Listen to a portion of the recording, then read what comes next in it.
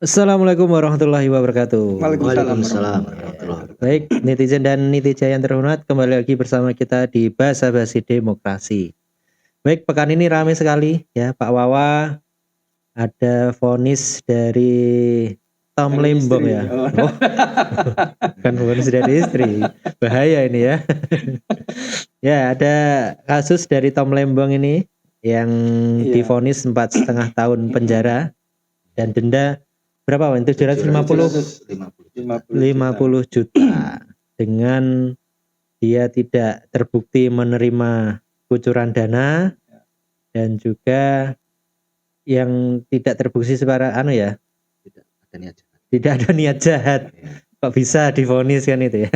Vonisnya gara-gara apa? Karena lebih menguntungkan kapitalis ya, ekonomi kapitalis daripada ekonomi Pancasila. Nah, ini pertanyaan yang sangat besar yang perlu kita butuh jawabannya ini. Iya, betul. Yang dimaksud pro kapitalis seperti apa? Iya. Dimaksud ekonomi Pancasila itu seperti apa? Jangan-jangan ini hanya sebagai strategi atau cara memukul lawan ini ya. Jangan-jangan loh ya. Sedangkan di kasus yang lain kita tahu korupsi merajalela begitu dahsyat di negeri ini. Sampai-sampai kita dapat prestasi negeri terkorup ya. Nomor berapa Pak Wawa kita sekarang? Nomor 5. 5? Iya. Sedunia? Wah, beneran Pak. Ada kasus kemarin korupsi laptop. Ya, kasus laptop senilai 1,9 triliun.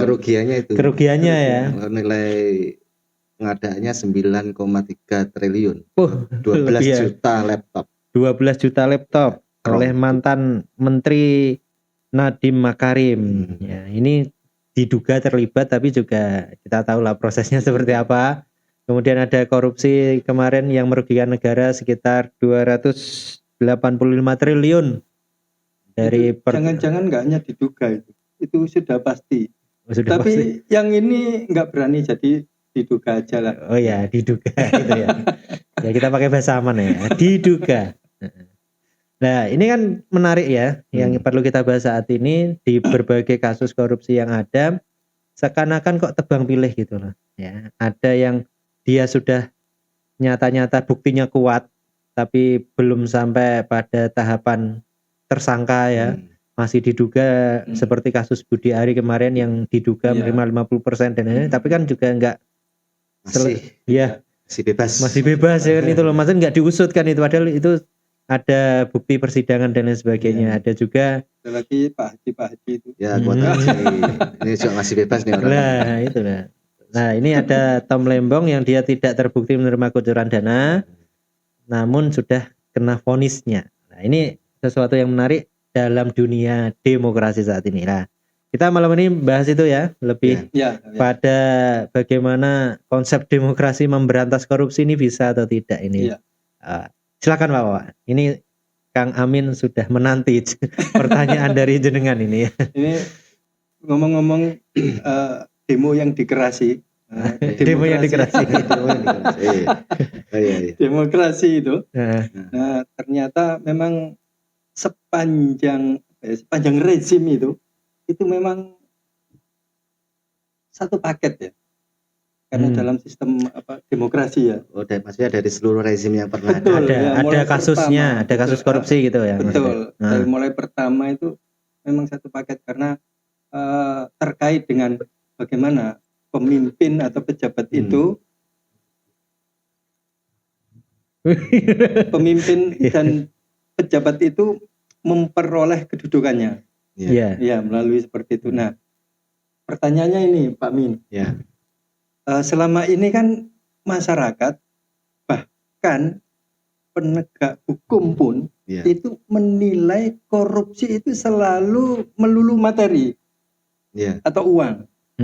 Nah, sedangkan korupsi berupa yang ringan-ringan ya, misalnya korupsi, contoh nih ya, korupsi waktu, misalnya anggota yang memproklamirkan diri sebagai wakil rakyat, waktu datang nggak datang, terus ndelok porno dan sebagainya. Nah, itu terus ada juga terkait dengan Mas Tom ini ya, Mas Tom Lembong ini. tentang vonisnya. Ya. Nah, sehingga sekali kembali lagi ya, penegak hukum itu melulu menilai korupsi itu dari materi. Apakah korupsi tentang kebijakan itu tidak masuk kategori sebagai korupsi, atau KPK itu juga menindaknya itu hanya melulu materi saja? Ini berarti pertanyaan tentang korupsi dulu ini ya. Korupsi. Apa yang dimaksud korupsi kan itu ya? Apakah korupsi hanya terkait dengan materi saja, Betul. ataukah tadi termasuk waktu ya, kebijakan yang mungkin kalau kebijakan dampaknya kan lebih dahsyat itu ya. Termasuk yang melegalkan, bisa jadi yang melanggengkan korupsi juga kebijakan juga gitu. Ya, sumpah itu kan juga dilanggar itu kan masuk kategori korupsi ya. Oh ya. Gimana Pak? Iya. Baik. Mungkin kalau hiruk pikuknya kasus Tom Lembong dan sebagainya, pemirsa semua bisa mencermati dan menikmati di platform yang lain ya. Yeah. Berita-beritanya sudah ada dan sudah banyak itu ya. Kita sudah tahu faktanya seperti apa. Mungkin kita coba mengisi dari barangkali aspek-aspek yang luput ya dari perhatian masyarakat. Ya, korupsi ini kan ya korup ya, namanya korup. Kita kalau main dulu komputer itu file corrupted ya. Gitu, rusak ya sebenarnya. Jadi korupsi itu kan sebenarnya rusaknya sebuah sistem. Jadi ketika sistem itu sudah ada prosedurnya, sudah ada SOP-nya, harusnya dijalankan sesuai prosedur SOP sehingga berjalan prosesnya dengan baik ya, mulai dari awal sampai outputnya itu baik. Tapi karena ada kerusakan di tengah jalan ya, dalam implementasi sistemnya itu, maka terjadi hal yang tidak sesuai dengan yang diinginkan. Makanya namanya korupsi, korup. Dan ini mungkin masyarakat lebih familiar yang namanya korupsi itu kalau ada kerugian yang bersifat materi, keuangan ya, materi gitu ya, kerugian negara berapa gitu. Tapi jarang sekali masyarakat itu memperhatikan bahwa korupsi yang bisa merugikan mereka itu bukan hanya terkait dengan aspek materi atau uang gitu ya, atau kerugian negara dalam bentuk kehilangan uang dan sebagainya, tapi juga korupsi kebijakan. Nah sebenarnya kan kalau berkaca dari kasusnya Tom Lembong itu lebih mengarah pada korupsi kebijakan kan, sesuai dengan amar putusannya hakim itu kan, karena dianggap tidak profesional dalam menjalankan tugasnya sebagai Menteri Keuangan, Menteri Perdagangan, mohon maaf. Kemudian yang menarik kan tadi disebut di prolog Mas Bayu tadi, lebih menguntungkan ekonomi kapitalisme daripada ekonomi Pancasila. Jadi terminologi yang debatable juga ya. Karena kalau kita lihat faktanya, selama ini negara ini juga ekonominya kapitalis. Ya mungkin maksudnya ekonomi Pancasila itu ekonomi kerakyatan mungkin ya, yang berpihak pada rakyat. Tapi ya kita tanyalah pada publik, mana sih kebijakan pemerintah selama ini menguntungkan rakyat? Yang boncos kan rakyat terus. Atau gitu, mungkin yang dimaksud ekonomi kerakyatan itu pajak. Subsidi dicabut gitu subsidi dicabut kan itu ya, semua sama rata dapat pajak kan itu. Ekonomi kerakyatan harga sembako naik terus gitu ya. Atau beras dioplos Pak ya.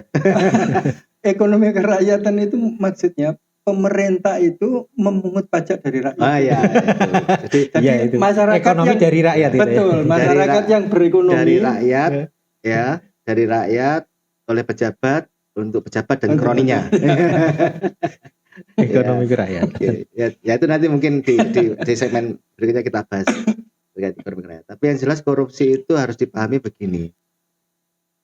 Dampak korupsi itu baik yang tadi saya sebut merugikan secara materi. Ya, keuangan negara ataupun korupsi kebijakan, itu kedua-duanya itu harus kita pahami seperti yang disebut dalam undang-undang kita itu, bahwa korupsi itu extraordinary crime.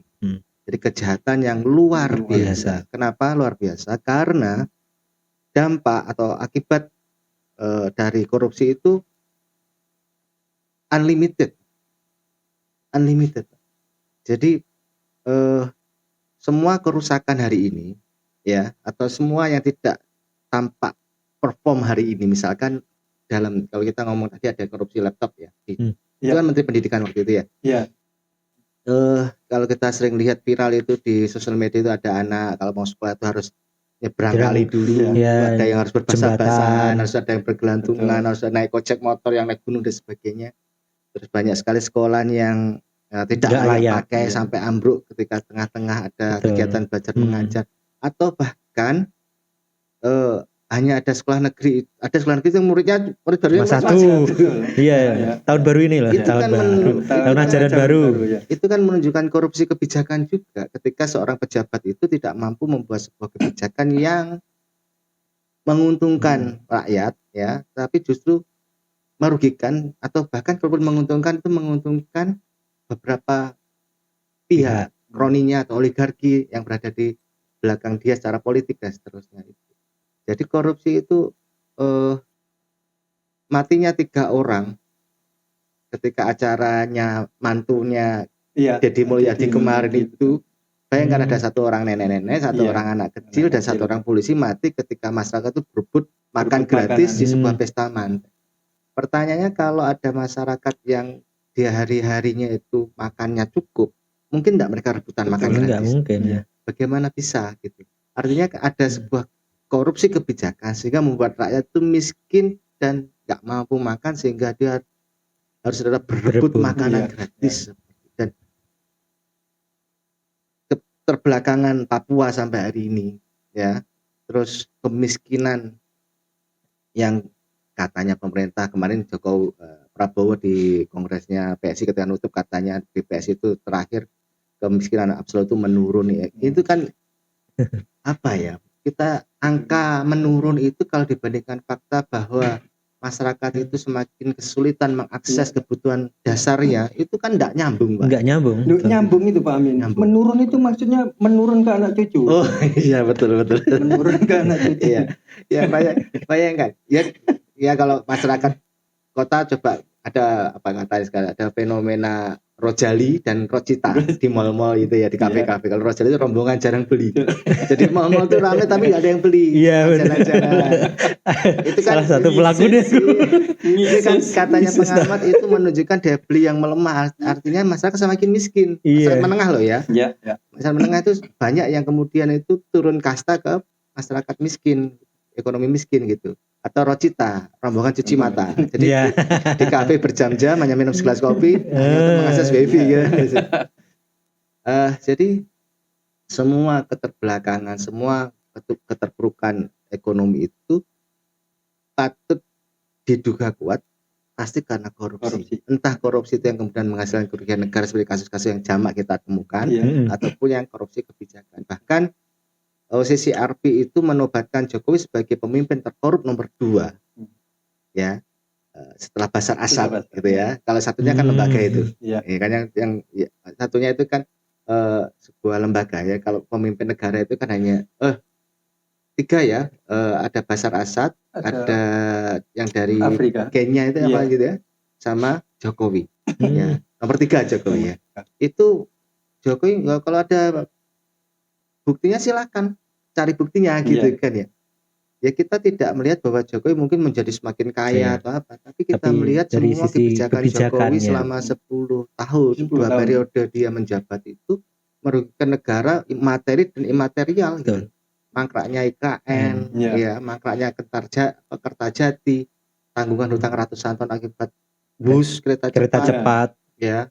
Terus banyak sekali kebijakan yang apa namanya tidak berpihak ya, seperti revisi undang-undang minerba, seperti perpanjangan apa namanya izin tambang ya, tambang dan sebagainya. Itu sangat merugikan rakyat meskipun tidak dalam bentuk hilangnya uang, tapi kan hilang masyarakat utangnya nambah. Ya itu makanya di situ ya itu semua tercermin ketika indeks korupsi kita hari ini tuh 3,7 katanya. 3,7 itu artinya dari 10 atau ada 100 orang penyelenggara negara itu hanya 37 orang yang bersih. Artinya 63 orang lainnya diduga kuat korupsi. Kalau menurut itu kan persepsi Pak ya. Indeks itu kan persepsi. Diduga kuat dia korupsi. Yang bersih 37 orang. Atau kalau dari 10 orang hanya 6 orang yang hanya tidak sampai 4 orang yang bersih, tapi yang 6 orang lainnya pasti korup. Seperti itu. Ya. Kalau kita melihat itu, Mas, faktanya itu kan berarti ngeri sekali. Iya, artinya gini. Tadi Pak Wawa kan sempat menyinggung sepanjang era kita merdeka itu ya. Mungkin yang nggak pernah ketahuan ada kasus korupsi itu di era lama sekarang. Tapi kalau kita lihat laporan sebenarnya sudah ada. Sudah banyak petinggi militer itu yang korup ya. Dulu gara-gara apa komunis itu mungkin, demo itu itu. Mungkin karena waktu itu pemberitaan atau media belum semasif hari ini, jadi nggak terekspos ya. Tapi ada kasus-kasusnya ada. Apalagi di era Orde Baru luar biasa ya kan. Dan ternyata era reformasi yang digadang-gadang bisa menghentikan siklus korupsi Orde Baru itu lah kok malah kalau dulu korupsi itu hanya berpusat di Cendana katanya Soeharto dan kronik-kroniknya. Sekarang lebih merata. Sampai dana desa dikorupsi Pak, sampai RT korupsi Pak gitu loh. Jadi ya ini bos. Ini menunjukkan bahwa korupsi itu sesuatu yang sangat mengerikan, disebut extraordinary crime. Sayangnya kalau tadi kita lihat fakta-fakta hari ini, penegakan korupsinya itu tidak tampak extraordinary, tidak tampak serius. Kejahatannya extraordinary, tapi penegakan atau pemberantasannya tidak extraordinary, bahkan terkesan pilih-pilih kubu, tebang pilih gitu Pak ya. Kalau teman politik, teman satu kubu tidak terlalu diurusi ya, tetap dibongkar, tetap kelihatan kerja lah ya. Tapi kan kemudian yang tertangkap atau yang ditindak itu kan mungkin hanya sampai ring 2-nya aja. Sementara pemain utama, godfather-nya itu ya atau aktor itu tidak pernah tertangkap. Misalkan seperti kemarin kasus oplosan itu Pertamina. Yang merugikan negara sampai kuadriliun kalau 2018 sampai 2023 5 tahun, selama setahun itu kurang lebih 190 sekian triliun, kalau hampir kalikan 5 tahun kan hampir 1000 triliun. Itu kan ya cukup direksi itu aja kan yang kena. Padahal direksi itu tidak mungkin mengeluarkan satu kebijakan yang korup seperti itu tanpa sepengetahuan atasannya loh. Betul. Gitu loh. Gitu.